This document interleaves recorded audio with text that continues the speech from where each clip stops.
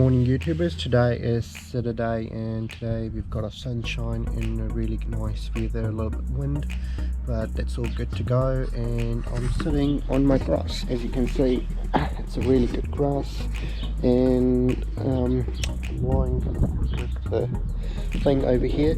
So today's topic is how you can apply online for any type of New Zealand visas online from your home.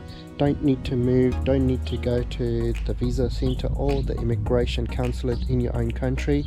And in the second part of the video after this, I'll be doing how you can do the medical checks with your own doctor, what you need to do, what New Zealand immigration requires you to do before doing the e-medical from the panel of the doctors recommended by Immigration New Zealand. The medicals are only needed if you're coming to New Zealand for 3 or more months. Doesn't matter which visa you're taking. So if you're coming for 3 or more months, suppose you're taking a visitor visa for 6 months, you might be needing a medical and a chest x-ray for it. Same if you're coming on a student visa or you're coming permanently to New Zealand to settle down, you will be needing a medical and a police clearance for that. So I'll tell you the list of tests you need to do with your own doctor or your own GP in your own city before visiting the panel of doctors, because these days panel of doctors are issuing e-medical, so it's sent directly to Immigration New Zealand before you get to know. So if you do have a problem with your blood test or urine test or something like that you're not aware of, it might cause an issue for your visa application. So I do recommend to you to visit your doctor first. I'll be uploading all the list what you need to do, and I'll be also showing you my test reports that I did in the previous one, and how does the e-medical looks like once it's sent to the immigration. So stay tuned. So in this video you'll not be seeing my face, but this is the extension version of the visitor visa video that I made previously. So if you haven't seen my video in that, I'll give you a description in my description box, so you can go and see my visitor visa, how you can apply and what you need to do, what documents required, what are the financial side of the things required for the visa application. Today I'm just showing you how you can apply online for any type of visa. This is the immigration home website, so www.immigration.go.nz. so as you can see, on the right hand side there's a login button where you can just select login, and there will be a dropout list which will make you which visa you want to select. So as I told you in the we'll click for a visitor visa for this instance, and it says to create a Realme account. Realme account is necessary for any type of visas you're applying for New Zealand. For temporary ones, for the permanent ones I'll show you a different account needed. So but for the temporary basis, like you need a work visa, you need a visit visa or a student visa, you need to go through the Realme account. So once you create login and create, it will take you to the Realme account. So once you click on create me account, it will ask you your email address again, what username you want to select, New Zealand code. You can drop down the list and select which country you live in. Suppose I'll select Congo. I live in Congo, so it's +24, that's the code. Alternative number, I can say I've got a Mauritius number as well, so I can select a Mauritius number, and then it will ask you your password. So the password should be at least 7-digit characters, less than 12. It must contain at least 3 of the below, so uppercase, lowercase, number or symbol. So 3 of those should be there. So any password that you think of. Security question, I do recommend you to write down these security questions and the answer. If in case you do forget your password, these would be the only way you can get a link to reset your password. And this is a PIN, like a ATM PIN number, but it must be at least 5-digit PIN number. So usually in the ATM card or a debit card, we only choose 4 digits. It's only 5 digits. Once it's done, you select continue, and it goes to the page where you read the terms and condition. You can say I agree, and that's it. Your account has been created. So for me, I've already created my account, so I'll log in and I'll show you how this thing works. So as you can see that I was showing my friend on the 17th of August how he has to create a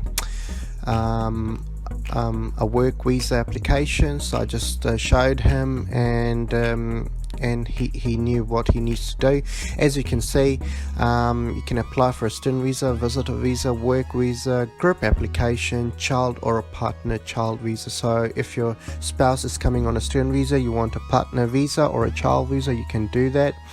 If you're a group of families coming for to apply for a visitor visa, you can use this tab. So it just shortens down your process rather than everyone filling out the visitor visa application form. So if you're 10 people, you're coming in a group, just click this one, and one application, everything will go.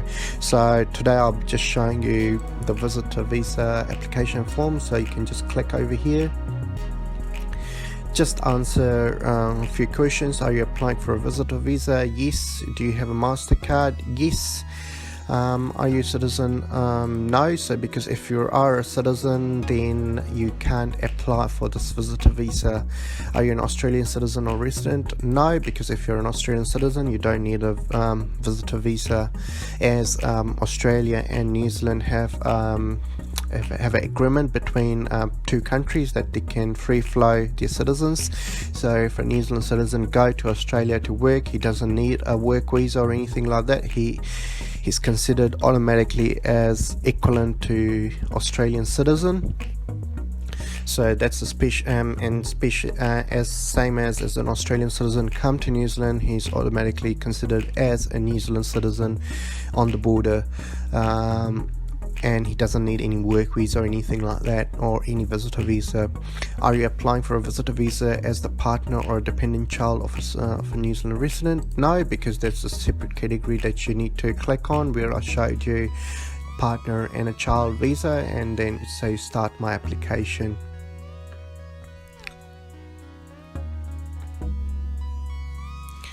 Just hold on, it's just taking a little bit time to start. So last name, first name. So as you can see, that this is pretty easy questions that you need to fill out. What's your address and everything like that. I agree. Continue, and after you continue, it will give me an error because I haven't filled anything out. But this is generally the case. It's really simple. It's exactly the same version of a paper-based application form, and in the last it will give you a link to calculate the fees and stuff like that.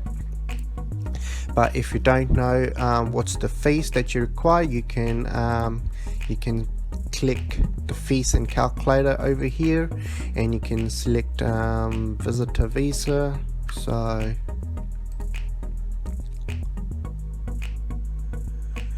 these are all the list of the visas, so you can select any visa type which suits you, and you can find out what fees is applicable for you. Most important question what the online application gets stuck in is the photo that you need to upload in a specific dimensions that what it's been loaded onto the system by Immigration New Zealand. So the photo you submit with an online application between 500 and 3 MB, that's really hard to achieve, especially when you're clicking a photo, you're taking a photo like on a white wall with your own iPhone or Samsung phone, it's really hard to make a photo between 3 MB and these pixels. So once you've taken a photo, you do need to jump on the internet, on Google, just type in photo editor online, and you can edit your own photo, and these dimensions should be matching. I'll give you a link in the description box so you can check if your photo is exactly the same as the dimension says. If it's not, it will give you an error while uploading the photo. So that's the first part of the video. The second part of the video, I'll be showing you how you can do your e-medicals, what is required,